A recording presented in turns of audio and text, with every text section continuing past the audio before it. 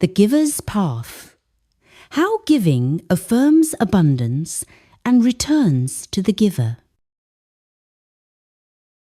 The traveller had been on the road so long that time no longer felt like something he carried. It felt more like something that passed through him, the way wind moves through tall grass without taking anything away. He wore a simple cloak, patched many times, not because he lacked means, but because he did not cling to appearances. Those who met him often assumed he was poor. Those who walked with him for even a single day knew otherwise. His name was never spoken the same way twice. In one village he was called Brother, in another Old One. To some, simply Traveller.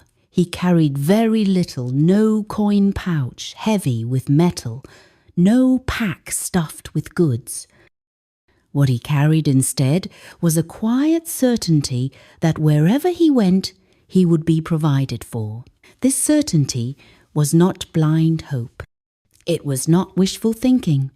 It was something deeper, settled, and practiced like a muscle strengthened through use. One evening, as the sun slid low and painted the sand with amber light, the traveller came upon a small settlement at the edge of the desert.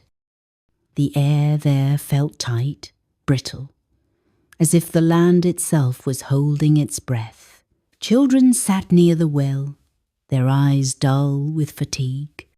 Adults moved quickly, speaking little, guarding what little they had. Scarcity lived here.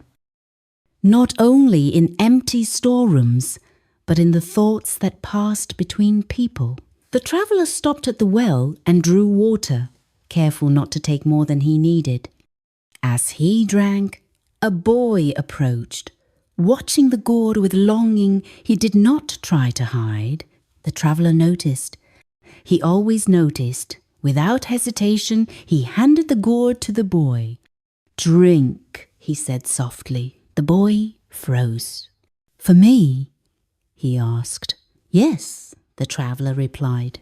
The boy drank deeply, spilling some onto the sand in his haste.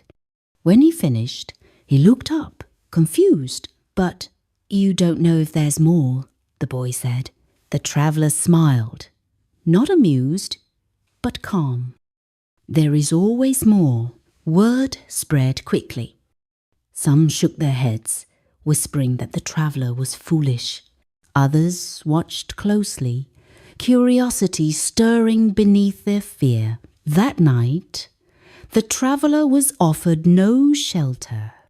Doors remained closed, resources guarded. So he slept beneath the stars, as he often did.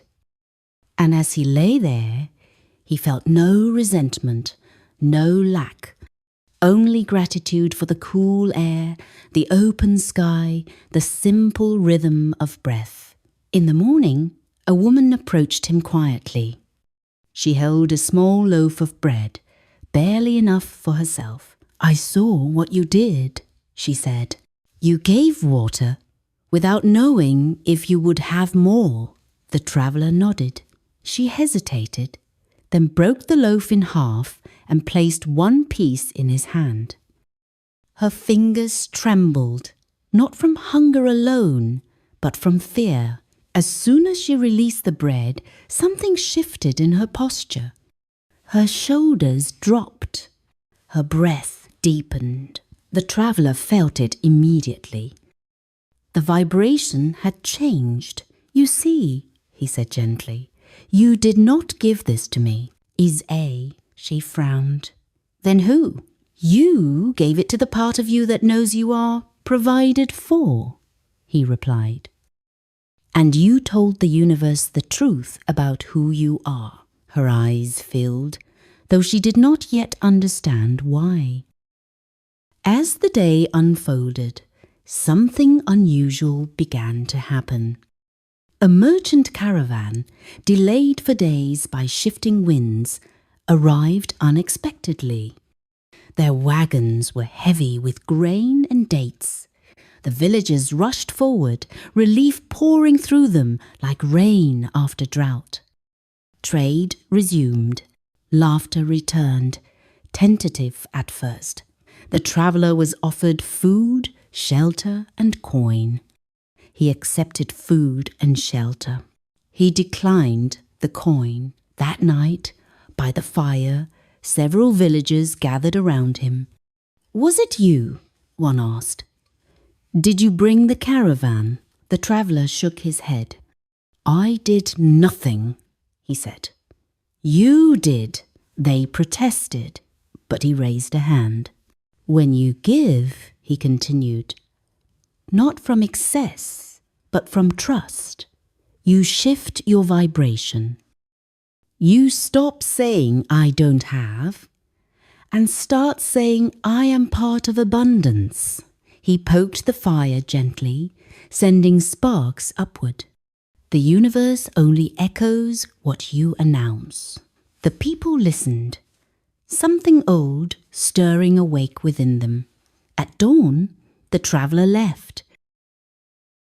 He walked for days, crossing hills and valleys, villages and ruins. Everywhere, the pattern repeated. In places where people hoarded, life felt heavy, effortful, strained. In places where people gave time, kindness, attention, life flowed. Once, he met a king who possessed vast wealth, yet lived in constant fear of loss. The king offered the traveller gold. The traveller refused. Instead, he asked the king to give something away. The king laughed, then scowled. "To whom?" he demanded. "To anyone," the traveller said, without expecting return. Days later, the king sent word his sleep had deepened. His chest felt lighter, his worries fewer. Nothing had been taken from him. Something had been released. The traveller knew this well. Giving was not about sacrifice. It was about alignment. Each act of giving was a declaration. I live in a universe that responds to me. I am supported. I have.